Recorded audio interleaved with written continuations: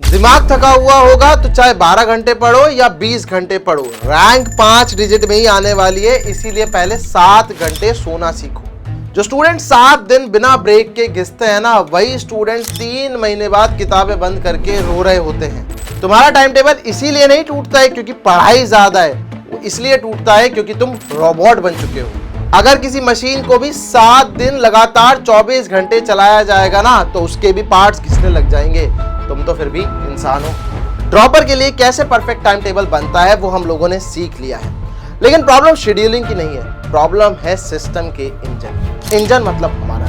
आप असलियत में क्या करते हो, एक टाइम टेबल को इतना स्ट्रिक्टली फॉलो करते हो, इतना स्ट्रिक्टली फॉलो करते हो कि जो हमारा दिमाग है वो सीज कर जाता है, उसकी सोचने और समझने की जो क्षमता होती है वो कम हो जाती है। और उसका कारण बनता है 3 ऐसी चीजें जो आप स्किप कर रहे हैं, और तीसरी वाली तो आज भी 90% ड्रॉपर जो है वो स्किप करते हैं। सबसे पहली होती है नींद। जो नींद होती है वो एक स्ट्रैटेजी है, कोई गुनाह नहीं है। आप समझो, नींद बेसिकली वो मेंटेनेंस ब्रेक है जो हमारे दिमाग को चाहिए होता है। अगर आप बिना प्रॉपर नींद के, आप कह सकते हैं अगर आप 4 घंटे की नींद लेके 12 घंटे की पढ़ाई कर रहे हो, तो इवेंचुअली क्या होगा, इवेंचुअली जो दिमाग की रिटेंशन कैपेसिटी है, यानी कि चीजों को याद रखने की जो क्षमता है वो धीरे धीरे कम होने लग जाएगी। इसीलिए अच्छा होगा कि सुबह 2 घंटे की धुंधली पढ़ाई से आप 7 घंटे की अच्छी नींद निकालो, ताकि दिमाग आपका अच्छे से काम कर पाए। दूसरा होता है अपनी पढ़ाई को माइक्रो ब्रेक्स के अंदर करना। सबसे पहला पॉइंट, आपको जब भी पढ़ाई करनी है मिनिमम कम से कम आपको 1.5 घंटे से 2 घंटे तक लग के बैठ के पढ़ना है, क्योंकि जो आपका एग्जाम है वो 3 घंटे का होता है। तो कम से कम 2 घंटे की पढ़ाई करनी है, लेकिन 2 घंटे की पढ़ाई के बाद में आपको एक ब्रेक देना जरूरी है।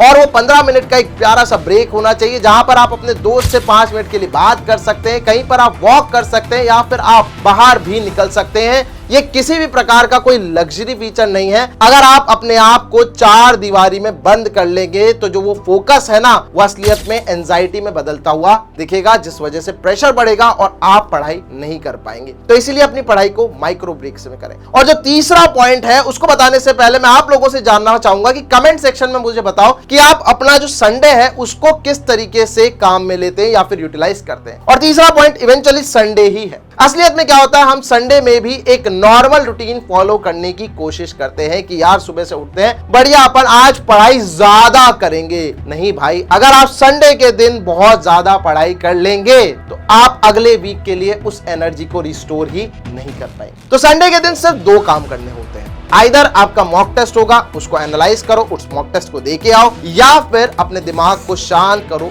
रिलैक्स करो। कोई बाहर जाके आप आउटडोर एक्टिविटी कर सकते हो, चाहे अपने फ्रेंड्स के साथ क्रिकेट खेलना हो गया, या कोई मूवी देखना हो गया, या फिर कोई ऐसा काम जहां पर आपको पढ़ाई के बारे में ना सोचना पड़े। अब एक परफेक्ट टाइम टेबल भी बन गया। अब कैसे हमें उस टाइम टेबल को फॉलो करना है, मतलब अपनी आदतों को भी हमने सुधार लिया, लेकिन फिर भी ऐसे कुछ मोमेंट्स आते हैं जहां पर स्टूडेंट्स लास्ट पॉइंट पे कहीं ना कहीं हार जाते हैं। यानी कि दिक्कत आपके पास में आर्ट्स की नहीं है, दिक्कत आपके पास माइंडसेट की है। और वो माइंडसेट कैसे बनाया जाता है वो आपको देखने को मिलेगा नेक्स्ट पार्ट के अंदर।